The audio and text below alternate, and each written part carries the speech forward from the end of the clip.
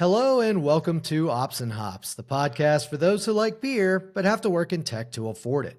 Today I've got Ruben De Vries, a platform engineer in the telecom industry. Ruben, welcome to the show. Derek, thanks for having me. Yeah, absolutely, man. What did you bring to drink today?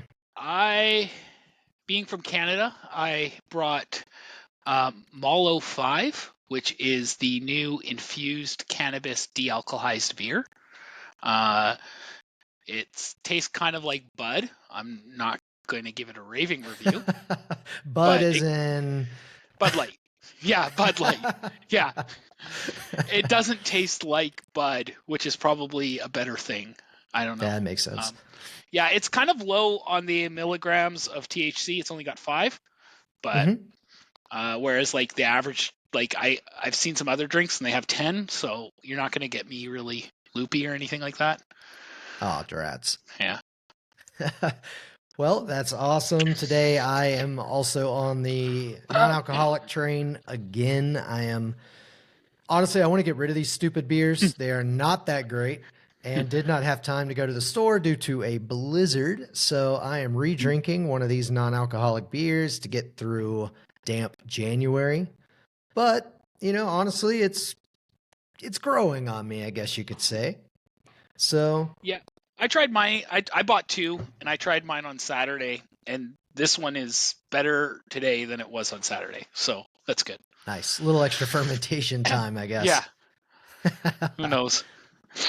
Yeah. So anyway, Ruben, for some of the users who don't know, of course, you are another one of the members of the Discord channel for my courses. And we've been doing, especially over COVID, we did a lot of virtual happy hours that were just absolute blast, really got us through the cold and dark times of such a weird pandemic-y time. And we had a lot of really great conversations. So, of course, I reached out, wanted you to be on the show because I'd like to continue some of those conversations. Yeah. So, Ruben, why don't you give us a little idea kind of how you got to where you are today and, some of the big points, maybe the big turning points that kind of influenced your ability to get into such a big field. Yeah. So I think trying to think of where the right place to begin. Like I've been around computers my entire life. I've been listening to your podcast a lot. It's been great, by the way. Give it a props, and I gave it a positive review on Apple Podcasts, so that's good. Hey, thanks. Everyone else should do that. I appreciate that. Yeah, I think that's like I've been my dad started a software company about 45 years ago, so I think it was slightly before I was born. And he ran that software company until about 2012, 2013. He sold it to a Fortune 300 company. So I've been around computers. Like he's always been interested in computers. He wasn't really a programmer per se, but he always loved computers, and he thought it was the coolest thing. And so he always brought that stuff home into our home. And so we were always like, I had a Commodore 64 in like 1984, and like I didn't know how to read, but I could type on the keyboard and figure out how to play Montezuma's Revenge. Don't ask me how I knew how to do that, but I did. So I've always been around computers, and I think when I was younger, I think you would probably call me smart enough to be dangerous. I remember not really understanding the difference between install and format as like an 8-year-old, and I formatted my friend in 1991 or 92. He had the Batman Returns game on 3.5-inch disc, and I formatted the disc because I thought it was install. Oh no! And yeah, so he had to go back to London Drugs, which is like a computer store kind of pharmacy / store in Vancouver, and he had to return it and like get a new one. And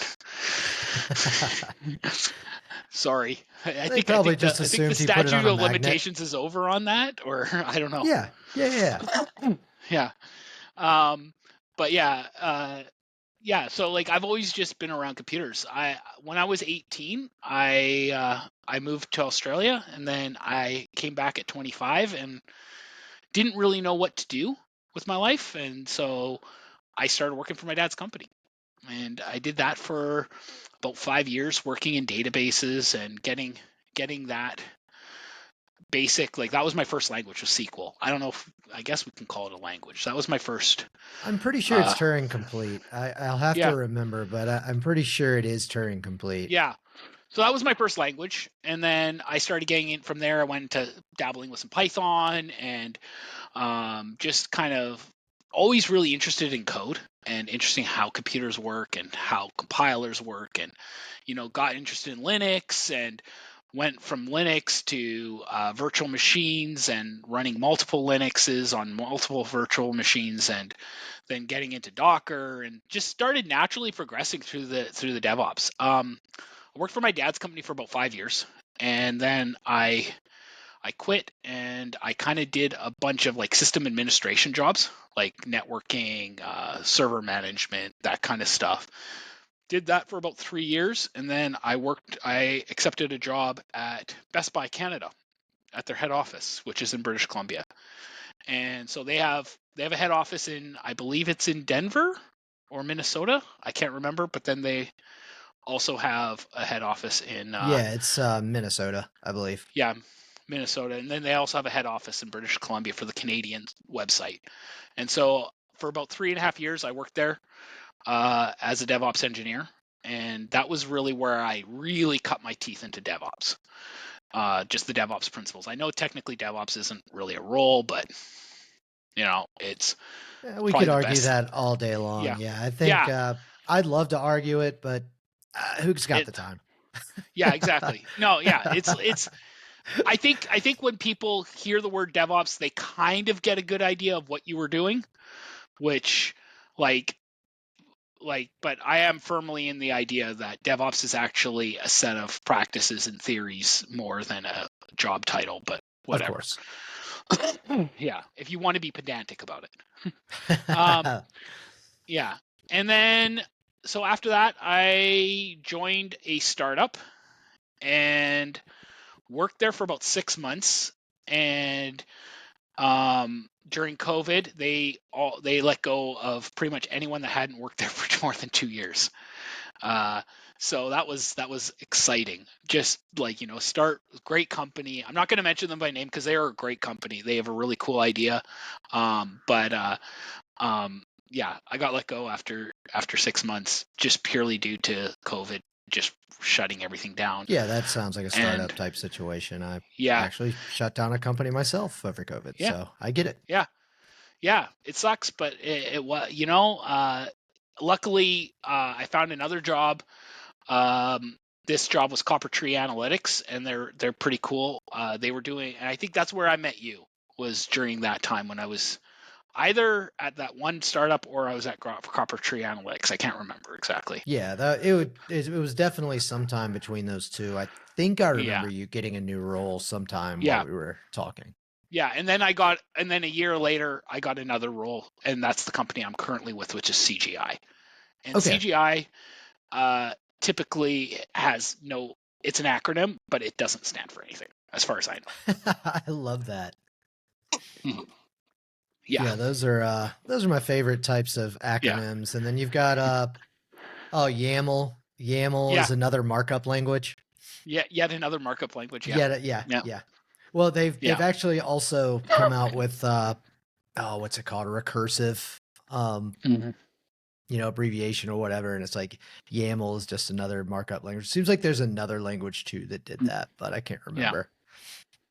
yeah. So, and then from CGI, who I'm currently with, they have contracted me out to the telecom community that you Okay. described at the beginning. And I've been there for probably about 2.5 years now, and as a Wow. platform engineer, and it's been good. Nice. No, So that's like the that's 40 really foot cool. view from my career. Yeah. Yeah, Yeah. no, that what would you say, based on where you are now, what would you say Mhm. the most influential thing you learned, did, work for, whatever, like most influential event over that journey? I think for me, um, being discovering that it's okay to not know everything. You know, um, I think at one point in my tech career, I wanted to know everything. And anyone that's starting out, I'm just going to give you some like the 411. You're not going to know everything. You can't. It's just it's between the speed that things are changing and the constant breadth of everything you need to know. You can't learn anything. I mentor a lot of junior DevOps. I mentor a lot of SREs. I mentor a lot of platform engineers. All these buzzword titles. I tell them focus on something and get good at it. Right. And then when you feel like you've gotten good at that, maybe focus on something else. But um, don't don't try to learn everything. Like I think it's really dangerous to try to learn everything, actually, because you're dealing with production systems, hopefully, um, and you don't want to make a change when you don't understand what your change is doing. And Right. yeah, So you like the kind of the T-shape learning where you yeah, really dive into something. You got an idea up here of what you're yeah, doing, but you yeah, really want to dive into something. yeah. I find that people like, and you can have multiple T's, like I said, like Mhm. like the way like I don't think it's bad to have more than one T. Like I do. In fact, I here's the contradiction part. I would say it's probably better. It's better to be a jack, a jack of all trades and a master of none, than have only one focus and that is it, and Mhm. silo yourself only on that focus. That's probably actually the most dangerous thing in tech. Um, So get a few 80 percenters, don't go yeah, 100% in anything, but find a couple yeah, things and hit 20% on everything. Find a few yeah. others to get up to 80%. You'll basically be within a page of documentation away from solving any problem in those Exactly. areas. Yeah. Exactly. And that's a good point what you just said. Don't be afraid to dive into documentation. Yeah. And I will tell people today, like, everyone goes, "Oh, documentation's so bad," and I'm like, "Hey, bud, nothing as worse as the '80s. Like, like you don't know bad documentation. We Foobar have Baz all day yeah, long. yeah, we have companies that are like, and I have legitimate gripes with Amazon and Azure documentation and GCP documentation and um, GitLab documentation and all those companies, but they are far better than Yeah. what I had coming up in the game. Yeah, for sure. I would say GitLab's probably one of the hardest only because they have to deal with the self-hosted Yeah, and the web version, and every time you search, you always end up in the wrong one. yeah. There's always like a feature or something that's either paywalled or doesn't work in the Mhm. self-hosted or whatever, and I don't know. They've I they've run into gotten a lot of better. problems. It They've is gotten better, but definitely yeah, not as good. yeah. But yeah, it is a little bit frustrating trying to figure out which is the SaaS only product or which is the self-hosted only, Yeah, what's in an ultimate tier, what's in the premium tier, what's in the free tier. right. Um, I think I heard somewhere, and if anyone works for GitLab, they can correct me on this. I know a few. I know a few too, right? But I don't know if anyone's listening. So, um, the I believe that if you have an open source product, then you get Ultimate for free while it's open source. I thought I'm pretty sure I've seen that. That sounds really familiar. I don't yeah, know if it's ultimate, but I'm sure might it's be pretty premium, close. Yeah. but I do believe you get some sort of license on their SaaS product for free. So I've never tried it because I've always worked with the self-hosted, but um, yeah. I'll have So to yeah, I'll have to dig through that and see. I've yeah, got a couple open source ideas I've been hmm kind of bouncing around. Yeah, let's see. There is a program for it. yeah. And yep, GitLab Ultimate. You got it. Well, There you go. including 50,000 compute minutes, are Wow. free to qualifying open source projects. So yeah, so nobody So really I has don't an know what excuse. a qualifying open source project means. That's kind of unless they give you a definition of what it means. Yeah. I Right? imagine, there's a lot of stuff here. I'm definitely not going to read their entire page No, no, no. I'm on not the asking you to do podcast, that. but I would Yeah. imagine, they're looking Yeah. for a README, they're looking for Yeah. a good contributor guidelines, they're looking for, items like that make it look like you're actually going to do something with it other than try Mm-hmm. to like mine bitcoins or develop Yeah. security software. Mm-hmm. Yeah, I think it has to provide some sort of value, I would think. Yeah, yeah. Yeah. Can't just freemium it out and give Yeah. like, one little section of goodness and then Here's my everything else is Python paywalled. script. Hello Yeah. world Python script. Oh, of course. Yeah, no, that's But I open sourced it, actually super guys. useful. Do you ever find yourself having time to contribute to anything lately or Oh, I wish. I yeah. wish I could. Like, honestly, the first problem is while I do understand some, like I can read code really well, I'm a Yeah. terrible programmer. Like when it comes to like Mhm. the algorithms and the data structures I'm just awful. Like Right. that part is just like a total different language. So I'm a bad programmer. I'm a good scripter. I'm a bad programmer. That's the way you I see it. you get shit done. Huh? You get shit done. That Yeah, makes yeah, sense. I Yeah. get it done. But it if you're looking for a thing of beauty, don't look at my stuff. Right, right. That's Yeah, honestly mine too. My attention to yeah, detail when it comes to stuff like that, grammar, whatever, is just hmm trash. But yeah. I know it needs Lack to of be comments, solved. notes. Yeah, I've got an idea of what you know what Sorry. what would need to be done to make it work hmm out. But hmm as far as making it work out with the fastest and cleanest stability, I'm not going to one hmm line it. I'm not going to do anything like that. But Yeah, by God, it's going to work.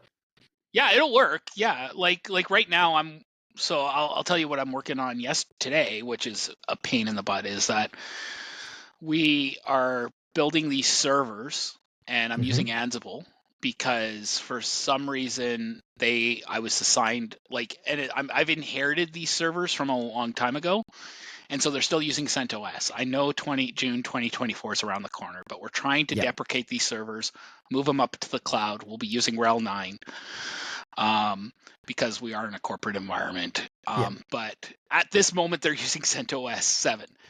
And here's a little bit of. Do you know what the last version of Python is on CentOS 7? I made the Supported. switch to Ubuntu a while back, so no, I don't. I'm just gonna guess because you said something. I'm gonna say 3.4. 3.6. You're close. Ah, no, I had to be kind of close. Yeah, what are they on 3.6. 3.11 now? Maybe. 313 is in beta. 312 I think got released in October.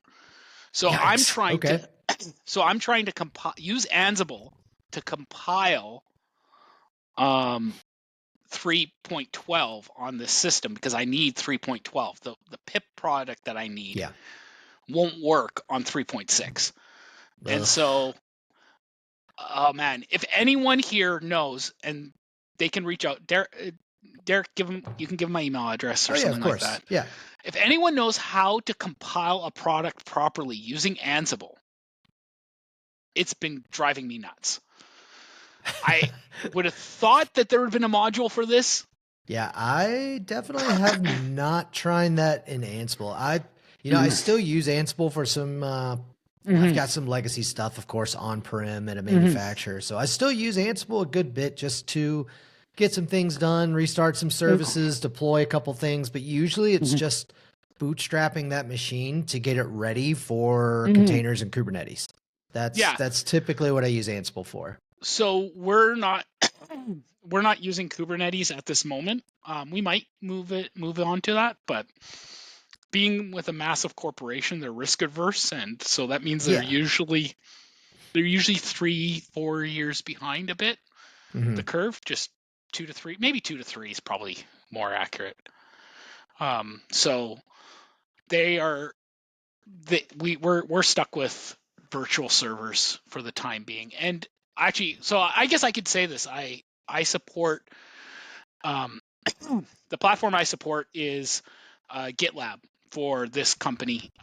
It's 18,000 developers, and so they all use one unified GitLab. And so we have about, I think it's like 35 staging servers and then 35 production servers. The only difference between the two are the specs. Like, so we build out our staging environment to house like 1,000, or I think it's 3,000 users, and we use the production environment to house 25,000 users. So the CPU usage, the memory usage, that kind of stuff is where. But we actually got, last we checked, we got recommended by GitLab not to move to Kubernetes. Yeah, They that said sounds right. they were like, if you're using, so their recommendation was, if you're already on Kubernetes and you don't want to spin up some servers, understandably so, then it makes sense to use Kubernetes and GitLab. Like, carve out add a couple more servers to your cluster, carve out a namespace for GitLab, and use it. But if you aren't doing that, then use servers. So I mean, at 35 servers, that's not too bad. I mean, with yeah, Kubernetes, you're looking at, an absolute hardcore minimum of 3 servers just to serve as the the yeah, master nodes. So like if you're doing 3 servers on each side, already you're an 11th, I guess, or whatever of yeah. not an 11th, you know what I mean? 1 out of I 11. think you need 7, right? You need 7 pretty much to be. No, I'm saying 3 is in like bare bones. Yeah. Nothing's gonna work pretty much. Yeah, 5 Yeah. is pretty much where you're really starting to get something that's gonna work, just because Yeah. you can throw the load balancers and stuff in there. But yeah, 7 plus is really where you want to be for something like that. So yeah, so at 7, you're at a 20% of your existing workload. What the hell's the point of just adding all of that extra stuff? Yeah. I And they were just totally like, think, yeah. and there were some stuff that they just said didn't do really well stateless. Yep. And so I've read other blogs where people say, hey, it works fine, but Postgres was the big one that they were like, hey, we wouldn't recommend a Postgres server in a stateless form like that. It works, but Yeah. it's not great. Well, stateless is Yeah. another thing. Yeah. Stateful workloads now on Kubernetes are definitely now accepted. Yeah. They're not fun, but they are accepted. I've been managing Postgres on Kubernetes for a while, but it sucks. Honestly, Yeah. I would much rather just have Patroni and just a couple servers, and that's it. Yep, just be done with it. Hardware is just so or just now. use RDS if you can, like, well, or your Aurora. cloud alternative. Yeah, I would much rather do that. I hate on-prem stuff now. I got the taste of cloud, and I'm just. No, I'm the same way. If you don't have to manage it, and it's like RDS, yes, it's a little bit more expensive, but in the amount of time you're saving yourself and your company's saving, it makes no sense to use RDS, in my opinion. Like, I crunched the numbers about 6 months ago when I was doing my challenging my solutions architect exam, and it makes no sense. It's like, yeah, you can save money, but you're not going to save that much. Right. Though I did read that one blog a couple of weeks ago.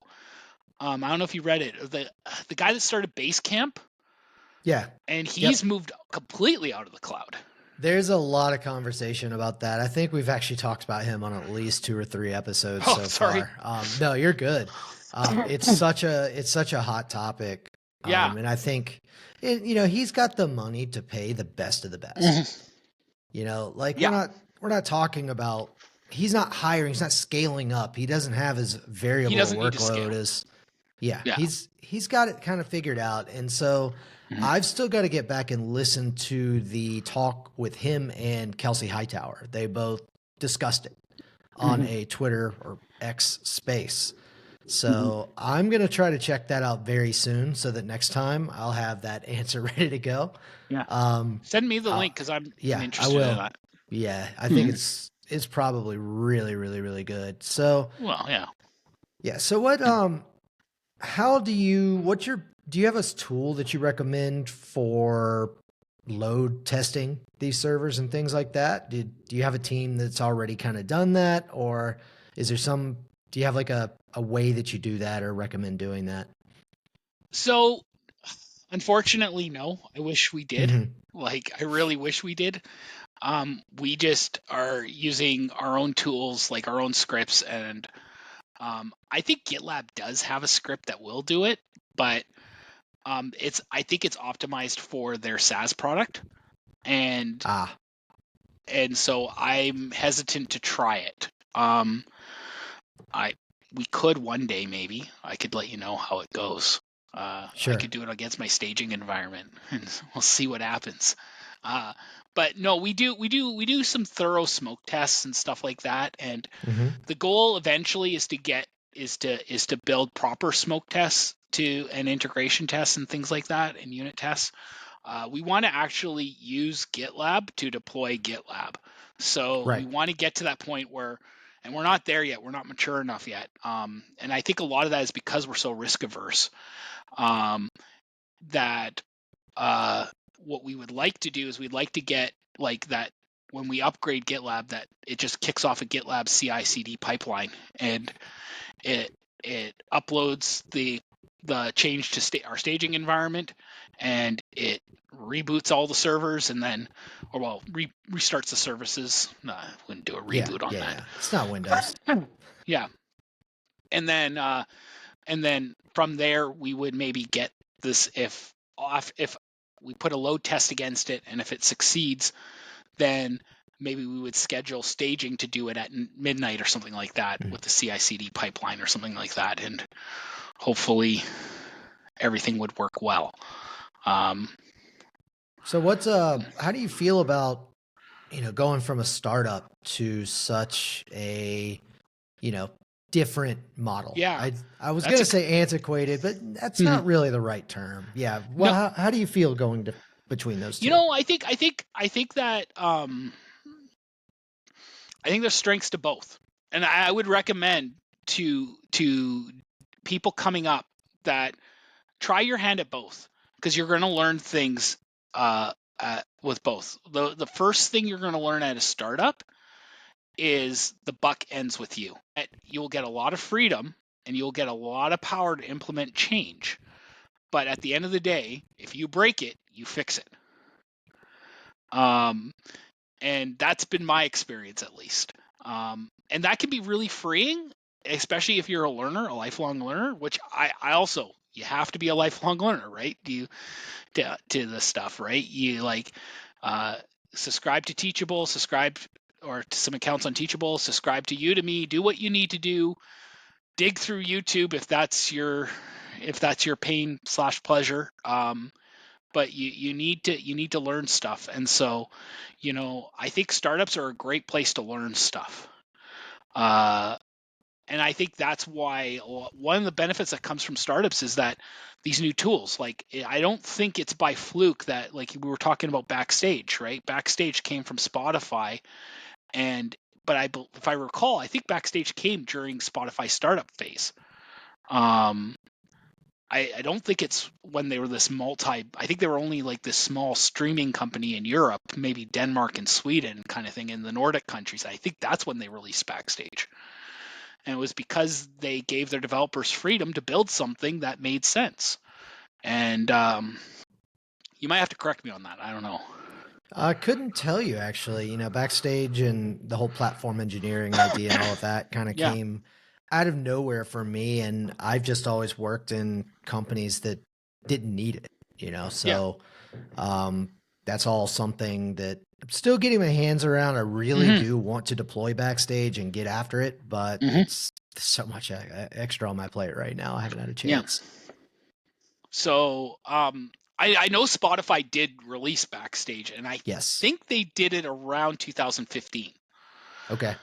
that's kind of my thought process. That's kind of my memory. I've got so much information in my head that sometimes I get dates confused. But I don't think the date's really that important. I think out yeah, of everything, let's keep those databases up and not worry about when yeah, Backstage came out. yeah.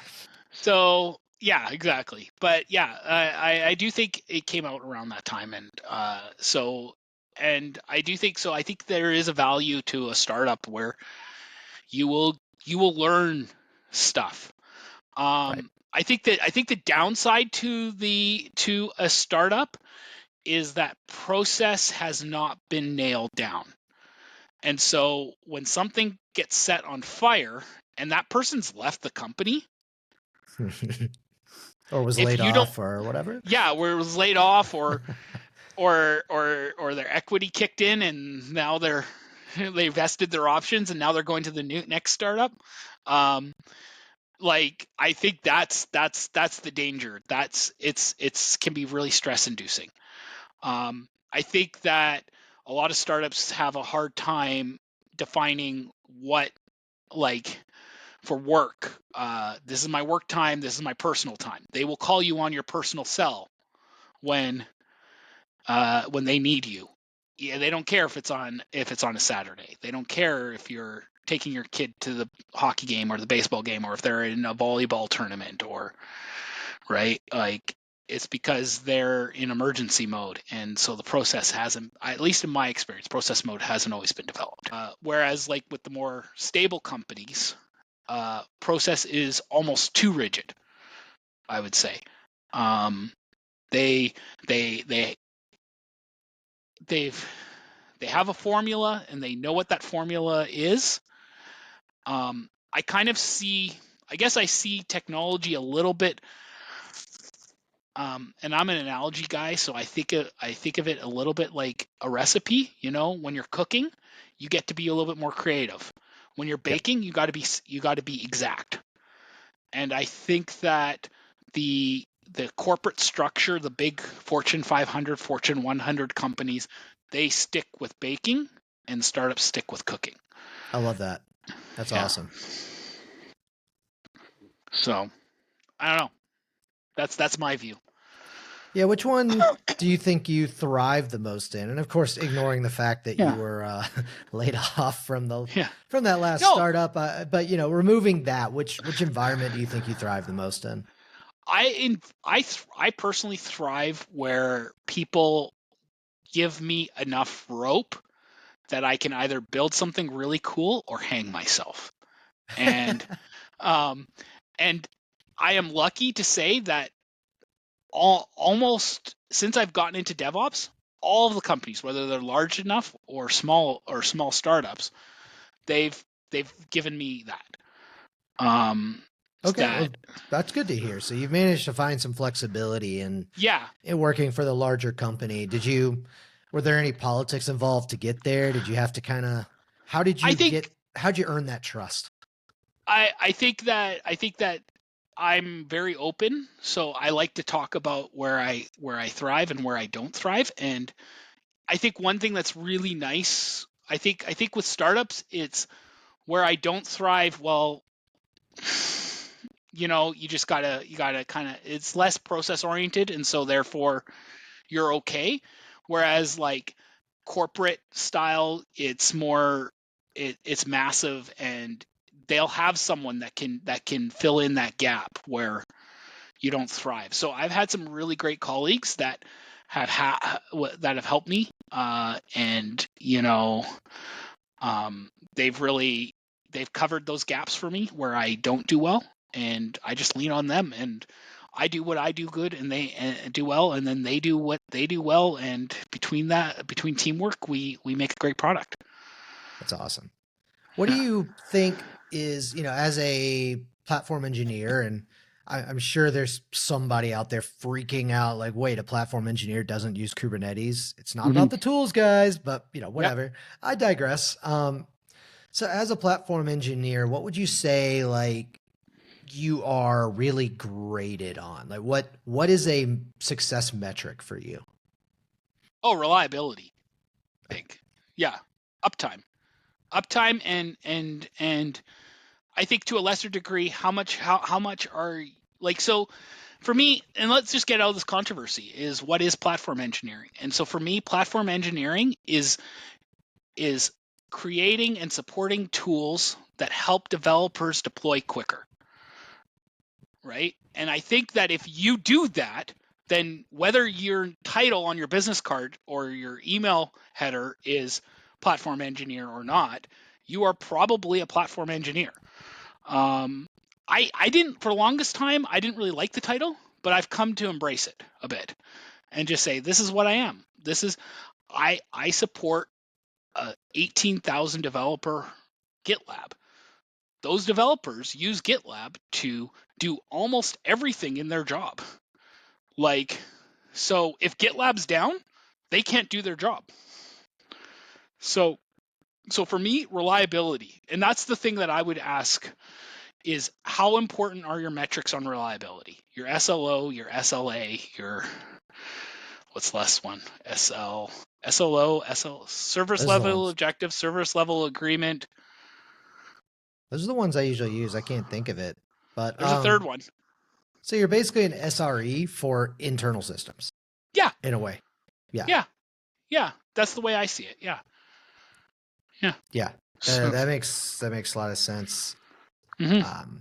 And I think another key part for me is I want to be a developer advocate, in the sense that not only do I want to make developers' lives easier, I also want to encourage them or mentor them into doing the right approaches. You know, one of the conversations we've had, is I can't tell you how many people out of, and this is not on junior developers. This is on the computer science schools. I cannot tell you how many developers don't understand the basic fundamentals of Git when they come out of college. It blows my mind that they don't understand the difference between a merge and a rebase. I'm not going to get into that here, but we don't have enough time. Right. And I don't want to get on Linus Torvalds' death list. I know GitHub just set up, just released some new certifications, so that's very interesting. I'm curious to see how those are. I've been seeing a few people kicking them out pretty quickly, so I don't know if they're particularly difficult, but I imagine they are very valuable. Yeah, no, absolutely. And there's a couple people that do a really great job on training for Git basics. And I don't think it's a complicated topic. I think it's a topic that you could probably hammer out on 2 weekends, and you would become probably better than 90% of your coworkers. That's what I did. So in that sense, I think you just take a course on Udemy or Teachable, or take your platform. And I know, what's the company that does the visualization of Git, and they Kraken something, Git Kraken. Yeah, Git Kraken. Git Kraken has one of them. Yeah, has introductory course on. Yeah, I know there's a Git. really good Git visualizer plugin for VS Code that's really nice, but I unfortunately can't remember the stupid name of it. No. But yeah, there is a good one. So as someone who works on internal systems, do you ever find a lot of resistance to getting the resources you need because these systems aren't customer facing? They aren't revenue generating. I mean, I know they are, but also they're not. You can't tie a dollar amount to these systems. Yeah. So I have. In my current position, I don't, and that's because I have a manager that fights for us. Okay. So someone does. Someone does. I'm sure someone does. I don't get thrown into the fights. Probably because I'm not a great communicator, and I might just get angry and say something and then burn a bunch of bridges. You're doing fine so far. Yeah. Maybe it's just the THC beer. Yeah, maybe it's the THC beer. Yeah. So I do have a manager that goes to bat for me constantly. And I really appreciate it, because if she didn't do that, I think I would have to do it, and I might not be working there anymore. I mean, there's something to be said for that. I've definitely worked with managers that have gone to bat for me and Absolutely. navigated It's that a it's political and corporate landscape, especially after you come out of a startup. It's like, Mhm. if you need something, you go straight to the CEO. You skip everything. You go Yeah. right to the top, and you go to something like where you are. You've got to go through a lot of cogs, a lot of gears, wrap yourself Yeah. around a lot of chains to get up there. Mhm. So I totally get that. Yeah.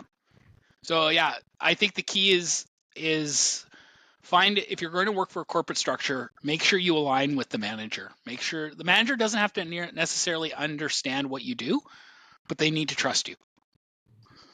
And as long as they trust you and they're willing to go to bat for you, you're going to find your life a lot easier. Yeah, no, that's something I've absolutely experienced. Mhm. Yeah. So, Yeah. um, so we were going to talk about the project I'm taking on now. I don't know if you want to. Yeah, let's dive in. Yeah. So right now, what I'm actually doing, which is really interesting, is we are lifting. So the company that I'm contracted out to, they have their own data centers, like many big corporations. It's all wrapped in OpenStack, so you're using the OpenStack APIs to communicate, and so you can even use Terraform on them, right? It's actually kind of cool. Hmm. Yep. Um, the Terraform API the OpenStack Terraform module is pretty good. It's not awful. It's not as polished. Like, it's not as polished as, in my opinion, as the AWS or the GCP Yeah. module. I'd say it's about on par with the Azure module. I don't know why Azure's modules are so bad, but they are, in Well, my they experience. focused on bicep and arm a Yeah, whole lot. I think they're starting to accept the fact that Terraform but is the way to go. yeah, yeah, or open tofu, whatever you want. Well, yeah, yeah, Yeah, yeah. yeah. But yeah, so it's okay. It's reasonable. And so we were building all our stuff on OpenStack and just F5 load balancer, sending requests in and handing it off to our Rails servers, which then handed it off to its dependented servers. I think that's the right word, dependentive. I don't know. I'm just Dependency, gonna say it. yeah, yeah, yeah. Yeah, Dependent, the yeah, dependent servers, yeah. yeah. And yeah, so we're shift lifting and shifting that to the cloud. Hmm. But there's some requirements, obviously, like any major company, is security, like who has access to these servers. Part of the telecom is that industry is that we work in Canada. We work with the RCMP, who Hmm. is a little bit like, it's like, RCMP is a really interesting beast. It's kind of like, imagine if the FBI and your local police department married, and because they have a complete, they very much at one point, at one part of them, do like the FBI kind of stuff, like, so for organized crime and things like that. The Hells Angels, the Italian Mafia. We have the Italian Mafia So in are these the Montreal. Mounties? Yeah, they are the Mounties, but they don't dress like in red and stuff, and they work in Ottawa, and they kind of like how the FBI works from Virginia, kind of thing, Right, right. right? And then you have the police cruisers, like the 50. They drive around Yep. and they give you speeding tickets, and you kind of don't like them. Yeah, those people, right? And so it's kind of interesting. So, but anyways, as a telecom industry, since that's our major policing, them in CSIS, which is kind of like our CIA, we have contracts with the federal government. And so we have to be really strict on who has access to the warrant systems that they use to tap cell phones, to tap home phones, to, like, people don't aren't allowed to people aren't allowed to see that code. I can't even see that Obviously. code as an Yeah. administrator, Yeah, yeah, right? yeah. So how do we keep that secure, right? Like, if you're moving it, it's easy when you're in your data center, but when you're in the cloud, there's a lot of implicit trust that boundary, even though you're in a VPC and theoretically you should be closed off from everyone, right? It's only theoretical. Like, it's unlikely. It's highly unlikely. I don't want people to be paranoid, but it's not impossible, right? That's what I'm trying to get at. So we have a lot of stress with corporate security. So not only is it do you have to transfer the stuff, you actually have to make sure that all the teams are notified. Everything is very process oriented. And so we had like a staging environment last year, and we deployed it, and it was successful, and we're all patting ourselves on the back, and we're like, 2 weeks, we'll go live, guys, we can push this stuff out to production. And that's not the teams using it. That's us pushing our stuff into production and getting ready for the teams to use it. And we got tapped on the shoulder by corporate security and goes, yeah, we're not ready to go. We're not ready for you to go. And so, in a way, I think it's frustrating, but also in another way, it focused our team. It allowed our team to learn about the processes and the concerns that corporate security had. I think DevSecOps is probably one of the more interesting things to get into. And so you start to really dive into what they're interested in. And also, it just gave us some time to launch it right. I think that we were probably, with the agile process and the DevOps process of just pushing quick, it gave us a lot of breathing space to relook at our code, make sure it fit right, make sure it maybe it worked, but it wasn't, perfect. And now we get that time to perfect it, which is kind of nice. Right. Yeah. So yeah, it's a pretty cool adventure, and I'm really enjoying it. So Yeah, yeah. that's really cool. Security is such a big thing. DevSecOps is massive. I've been playing with a couple of Kubernetes scanning tools lately. You got to dive through all the different types of control and vulnerability libraries and all of that type of stuff, and navigating that, and just the number of things you see just on like the first scan. You're just like, oh, this thing's bulletproof. And you just run that one scan, and you're like, shit, that was not bulletproof at all. Like not even close. So you learn a lot. I would actually challenge people to go and get one of these vulnerability scanners. Just hop on, throw one of your manifests in, obviously without secrets, Yeah. and just take a look at how much stuff you're probably missing. Oh, And you it's might learn a lot. I mean, one simple Nginx script is, God, I think I had like 20 vulnerabilities on it. yeah, easily. Yeah, Yeah. it's amazing when you push your code through secret detectors and through DAST and SAST and all those things, how much stuff will, and then add code quality to it. Oh God, no, get that Yeah. away from me. Yeah, that's another Yeah. thing.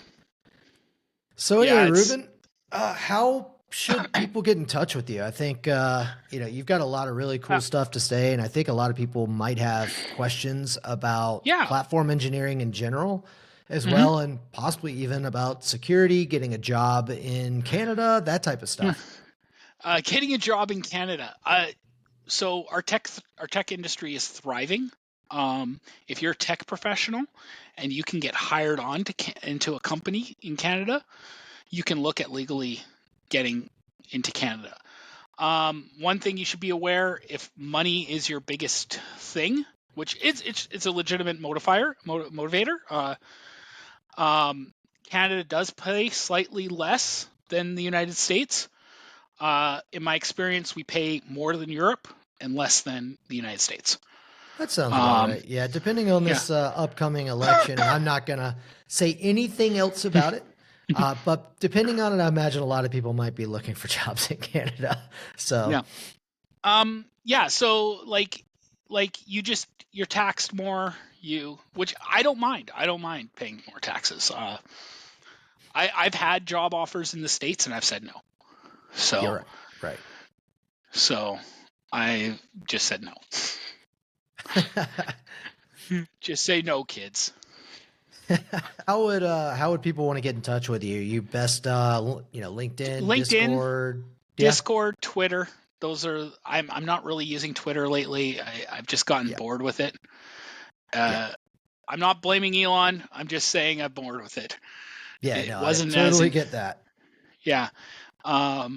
Maybe I am blaming him a bit, but maybe a little bit. But yeah. But yeah, I'm on Discord. I'm on LinkedIn. That's probably the best ways from a tech point of view to get a Yeah. hold of me. Yeah. Awesome. On Well, GitHub, GitLab. Yeah. yeah. Yeah. No, that's great. I'll be getting this episode out ASAP because I mean, let's see, we've talked about GitLab, platform engineering. We've discussed, getting into tech. We've discussed all sorts of really good stuff. A lot of good tips on navigating startups versus larger companies. We've talked about security, government, Canada, everything. So Yeah. really, really good conversation there. I really enjoyed it. So Yeah. Oh, it's a pleasure. Thank you if for you having want me to, again. no, thank you. And if you want to give the crowd one more cheers, just to say Cheers, thank you. guys. Cheers.